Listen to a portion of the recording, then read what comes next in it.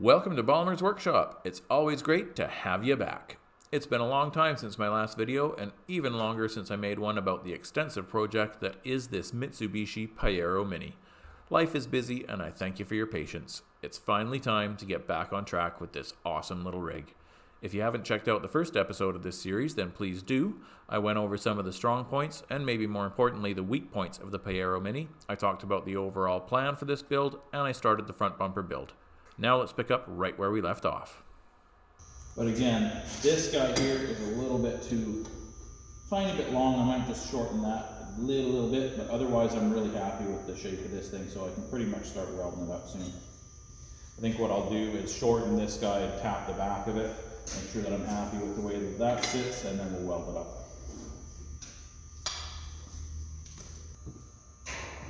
Alright, so I've decided that what I'm going to do is tack weld the wings of the bumper to the center section. Then I'll place this all up against the brackets, get it situated the way that I want, and make sure that I'm happy with the length of these guys, because I think this might be just a tiny bit too long and I don't want it to protrude into the fender area, or into the wheel well area rather. So we'll bring it back if necessary. But in order to get that measurement just right, it's going to be a lot easier if I actually have this tack welded and ready to go. So this one, of course, is cut and ready to sit in position. This one I have not done yet, and I'm going to show you how I make that cut so that we can figure out, you can pretty much place this at any angle you want with a very simple method. So I'll show you that in just a few minutes. But right now I'm going to use these handy welding clamps that can be set anywhere between basically 180 degrees all the way back to 0 degrees. What I'll do is set them in place on the bumper tubes first, as I am doing now, and then I will set the angle.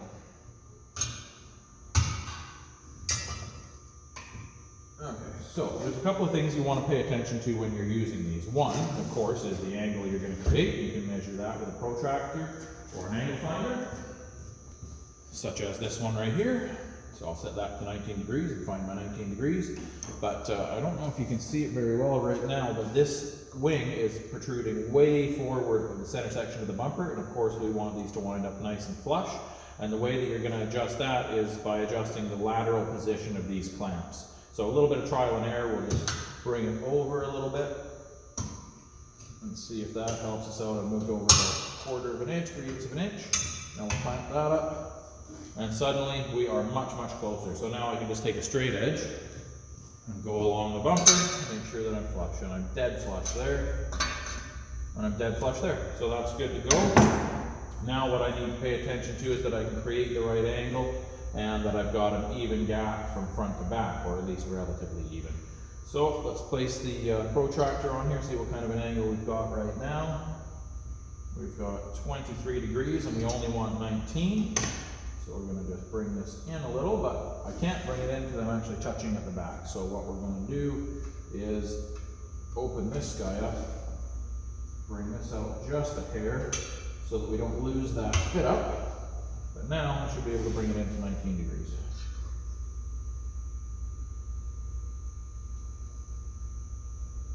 Still not quite. And they are still nice and flush, so I'll just again move this out just slightly, give myself some weld prep. Make sure I'm nice and flush before I clamp it up. Clamp it, I've got weld prep, meaning that I've got a gap in between that's similar to the thickness of the material. There we go, 19 degrees. So now I just tighten my clamp in place, and everything is fixed, and I can tack weld that up. And then I can just take these clamps, preset at 19 degrees, move them over to this side, shuffle them back and forth to make sure that again I've got this nice and flush.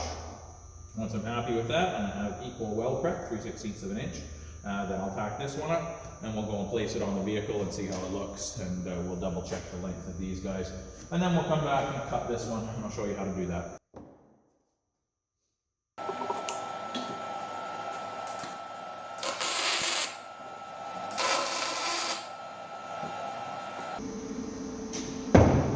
So the reason I've got the bumper sitting upside down like this is, of course, so that I've got nice flat surfaces on the the bench, and they'll stay true to each other.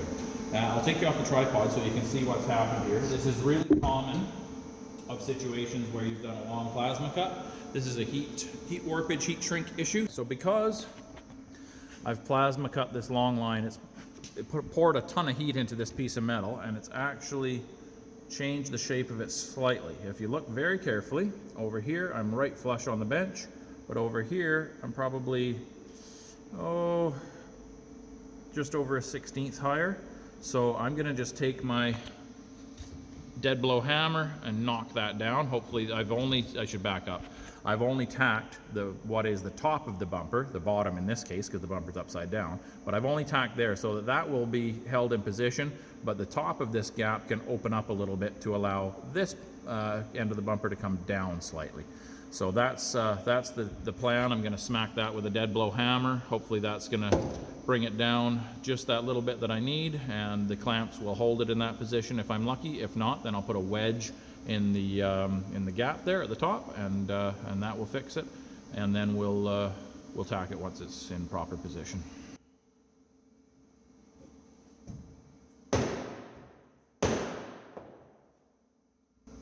Yeah, I didn't quite do it. We'll use a wedge. And for a wedge, I just use a crummy old slot screwdriver that I have kicking around.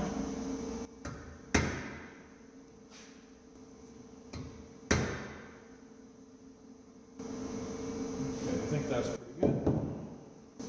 So tack it. We'll do the other side, and then we can double check it by running a straight edge over the top of it afterwards.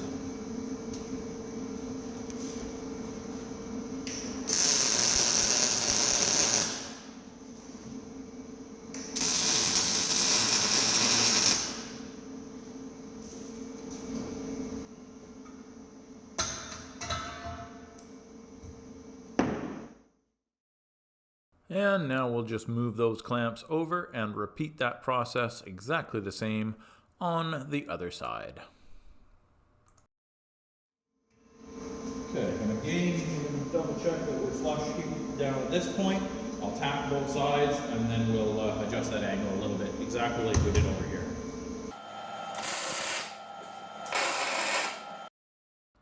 If you've made it this far through the video, I thank you for doing so. I know my videos are not the most exciting, in fact rather boring, but hopefully they are at least educational. If you use a wedge to open up a gap and then you're going to tack weld it, it's always best to wait until those tack welds are quite cool before you remove the wedge, otherwise it can shrink in on you. Let's show you how I make the little corner pieces and get them to fit right. So here's one that's complete, and here's one that needs the angle cut in it, obviously. So we'll take this and we'll go over to the vehicle together. Bumper is in place, exactly where I want it, so that's critical, of course, at first. And then what we want to do is take our corner piece, put it in the position that we want it to be in, more or less, and then we're going to trace this first line along the edge of the bumper right to the corner of this corner piece. So it's going to be tough for me to do that and hold the camera at once, so I'll go grab a tripod and I'll show you how I do that. Very, very straightforward. I'm just going to hold my corner piece underneath the bumper. I'm going to match the corner here to the corner there. I'm going to look for more or less the correct angle, and I'm going to make a line. So that is the start of it. Now we'll move over to the bench and I'll show you how we finish it. Now because I've already got one done, I can double check my angle, make sure that I like it. And that's very, very close. I might just correct it to match this one a little better, and I'll show you the difference. Okay, so the line that extends right to the corner is the one that I just made by matching the corner piece that I had already done, and this is the line that I marked on the vehicle. So there is a little bit of a discrepancy. I know that I like that angle there, so I'm going to go with it, but if this was my first one, I could have cut there and then played with my angle a little bit to get it correct. But again, I know that I really like that angle there, so we're going to match that. But now what I need to do is just take a square, a carpenter's square, and I go from this corner here, and I'm going to measure out 2 inches, so I want to be at my 2-inch point. I can reinforce that line a little bit, make it nice and straight, And now I'm going to come straight back along the other edge, turn my tube, take a T-square or a combo square, extend that line, and now that is a known point, and now I'm going to just copy it onto the other side. So what I can do is measure from the inside face to that point, which is exactly 5/8 of an inch. So now I'm just going to transfer that to the underside of the piece of tube. So that's right there. So now I've got a point. Now what we'll do is we'll use this point right here, and we'll use obviously this point here. We'll run the square at 2 inches, and then also to that line. And everything should line up, which it does.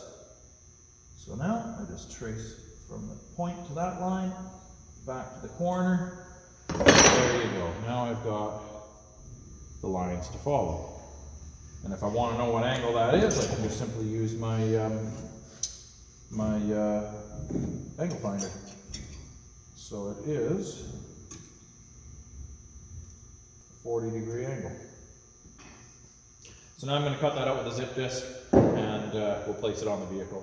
Now, because I had this one done already, I could have done this much more easily, and I could have just taken my parts, placed them together like so, put it upside down, mark along there, roll it, mark in there. This line will be the same, roll it again, and mark in there, and that's as simple as that. And I would have wound up with the same thing, but I wanted to show you how to do it from scratch. So much can be accomplished using only simple and rudimentary fabrication tools. When I started out as a hobbyist about 13 years ago, I had only the wooden workbench that you see in these videos still today, one angle grinder, a 180 amp MIG welder, and a selection of simple measuring tools and straightforward hand tools that I had left over from being an apprentice mechanic in my youth. And with that, I was able to create my first few bumpers, a couple of roll cages, some skid plates, and much more. So please don't feel limited by your tooling. You can do a lot with a little. All right, so now that the bumper is tacked together and I've checked it on the vehicle, and I was really happy with the way that the angles worked out. I double checked the length of my corners here, and they were just right. I didn't have to shorten them at all, so it was a good thing that I did check everything on the vehicle with the bumper fully tacked, or the center section and sides tacked together, because I didn't need to shorten the corners at all. And now, as you can see, all I need to do is just set them in place like that. I'll double check the angles before I tack them to make sure that they're both totally consistent. What I have here is 50 degrees bang on, so as long as the other one matches up the same, then we're good. This is a nice flat surface. I'm convinced that we're going to get a decent flush mating surface on the top side of the bumper, which is now the bottom, of course. So I'm just going to simply hold everything in place with gloved hands, tack it up, do the same on the other side, and then I'll flip it over, check it with a straight edge, double check my angles. And so long as everything's consistent and doesn't need any adjustments, then we will bring it back to the vehicle, size it up on the vehicle, and then tack weld it to the brackets. Now I could have used my angle welding clamps here as well, but this is a really stable, very easy joint to hold in place by hand, so that's the way I went this time. All right, so we've got the bumper positioned on the truck, and in my opinion, it's looking really good. I'll give you a walk around slowly here. You can see that the shape of the bumper matches the vehicle nicely. It's a good complementary shape, I think. We're nicely centered. You can see the center line on the vehicle and center line on the bumper. These gaps here will be obscured a little bit because I'm going to add a grill tube on here, and that's about where it's going to land, I think. So those gaps will be less noticeable once I put the grill tube on. Bull bar, some people call it. Here we go around the side. You know, I think these angles worked out well. Massive approach angle, more than this vehicle's ever going to need to climb, certainly. And we've given as much clearance in the front as exists on the vehicle. But back to the bumper itself. Corner matches up nicely. good angles there. And like I was mentioning, it lines up perfectly with the fender. It just naturally flows right into the bumper, and I'm really happy with that look. So I think we're pretty well ready to tack weld it to the brackets. After we've done that, we will remove the bumper from the vehicle with the brackets attached, of course, and then I will brace it, fully weld it, and blend it out and pretty much finish the bumper. Put it back on the vehicle, and then we'll do the bull bar or grill tube, which is what I prefer to call it. Now we are going to have this issue that I talked about before, where you've got this great big exposed cross member. Some of that is going to be covered up by the skid plate, about as much as I'm showing you here, but we're still going to wind up with a gap between the skid plate and the bumper that's going to need to be filled. So we'll probably mount the license plate on the lower portion of the bumper so that it covers part of that area. But we will still have, you know, some really ugly cross member exposed. So we'll fill that in with probably a fill plate with a couple of little stylish holes and slots in it. Or we'll do some lights in there, whatever the customer wants, but I don't think he's interested in the lights, so we'll probably just do a fill plate of some sort. In this case, I'm using stands to mount the bumper on, just telescopic stands that I built here in the shop, very simple ones. Normally I would use my handy dandy hydraulic adjustable bumper cart for this, but it mounts into either a receiver or into a winch fairlead mount. But this bumper has neither of those. The customer didn't want to go with a front receiver, nor does he have a permanent winch mount. He just wanted a nice clean looking bumper. So I don't have the opportunity to use my cart on this one, but it gives me the chance to show you how simply it can be done just with a series of stands. Obviously the two here, well, I should actually back that up. I was going to say the two here are at the same height, but they're not. My hoist is not perfect, and you can see it's on a pretty good angle, probably about 3 or 4 degrees down towards this side of the vehicle.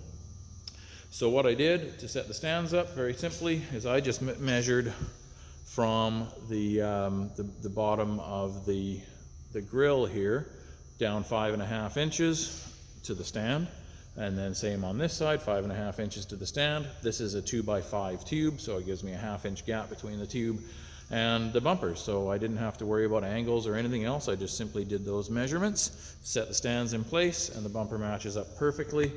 And then, in order to have it not pitch downwards at the back here, thanks to the weight of the bumper, I just set another stand so that it sits nice and level. So really straightforward, things you can do at home yourself.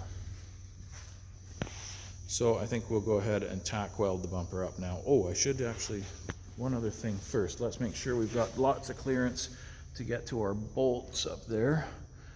And there is clearance. What I'm going to do before I decide on that is I'm going to remove that bolt and make sure that it's not a pain to install that way. If it is, I might look at putting a hole through the bumper, and so that we can just run a socket and extension right through the bumper to install that bolt. But I think we've got enough clearance. I'll double check. So it goes in, it goes out. Not that big a challenge. So we will not put a hole through the bumper, we'll just go ahead and tack it up as is. I'd like to take a second to thank you so much for checking out this video and any of my other videos you might have had a look at. If you've subscribed, I really thank you for that. If not, please consider it. If you've commented, that's great. I hope I've gotten back to you with an informative response.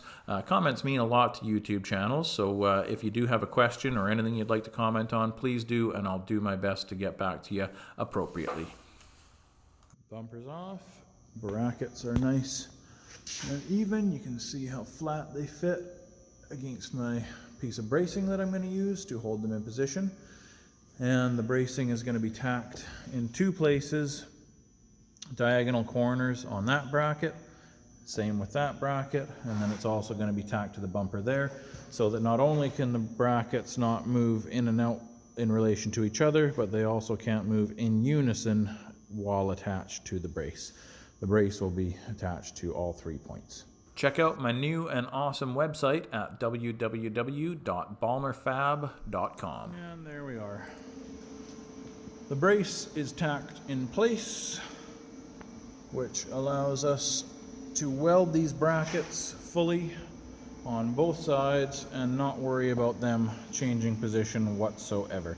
I may gusset them after that, but I just want to make sure that I've got clearance from that power steering cooler or whatever it is before I add those braces and before I add those gussets.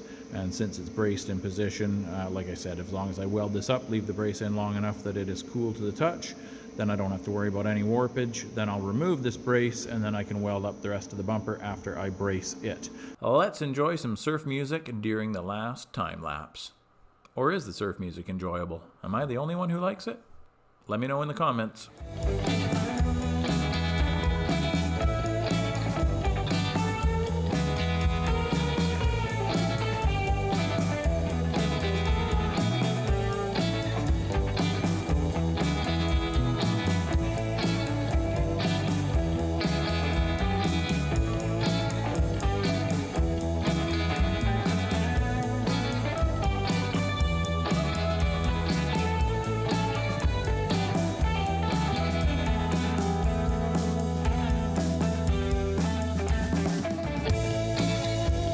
Just completing the weld up of the bumper here and got through most of it without issue, but now I've gotten to this corner and as you can see I have no weld prep. Now when I've been referring to weld prep, what I mean is a gap between the two pieces of mating material that is very similar to the thickness of that material. So I'm looking for an 1/8 to a 1/16 of an inch gap between these, and I do not have that in this case, so I'm just simply going to take a zip disc, a cutoff disc, and open that gap up a little bit and then weld it up. Okay, time to remove the bracing and try this thing on the truck one more time, and so long as it fits accurately, then I will start on the next phase.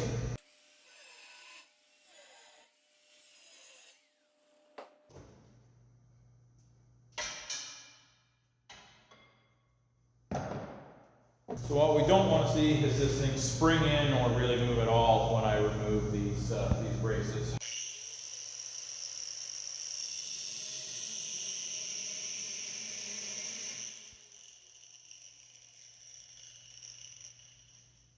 Because if it does, that means I have heat shrink.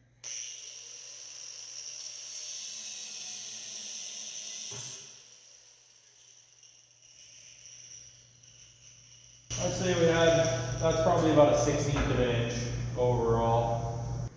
Okay, so if you look at the tack weld, you can see that we've moved in, like I said, about a 1/16 of an inch, really, really minor. So I'm happy with that, but I just wanted to show you that there is some heat shrinkage when you put that much heat to a shaped structure. You're going to get some shrinkage, but a 1/16 of an inch for me is totally acceptable. So now I'll just cut these last tacks. We'll clean them all up and try it back on the truck again.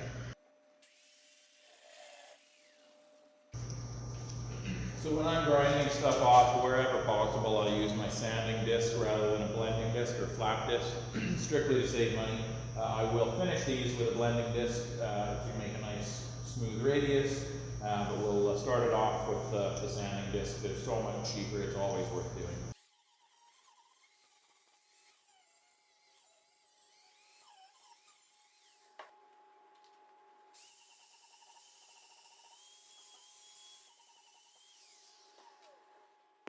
The bumper is mounted back on and it fits absolutely perfectly. Very, very happy with that. You can see the lines are really clean. The line that comes down from the fender extends into the bumper just nicely, and my gap between the fender and the bumper is very, very consistent all the way along the entire vehicle. The center line is perfect, and that is that. So now what I'm going to do is add the skid plate back on. We'll check out that gap that I was talking about and see how much I've got to fill. We'll decide how to fill that, and I will mock up my grill tube. And then once all that's done, then we'll blend this bumper out, get it all smooth and shiny, and we'll weld the grill tube on and add whatever kind of a filler I decide to do for the crossmember area there. So that's it for this edition of Balmer's Workshop. Please do come back for the next episode of this bumper, part 3, the final part where we finish it all up, and then we'll get on to the rest of this vehicle build, meaning the rear swing out bumper, the rock sliders, the skid plates, the roof rack mounted traction board mount, and so on and so forth. So thanks again for coming back to Balmer's Workshop. We'll see you again next time. Please comment, like, subscribe, and share.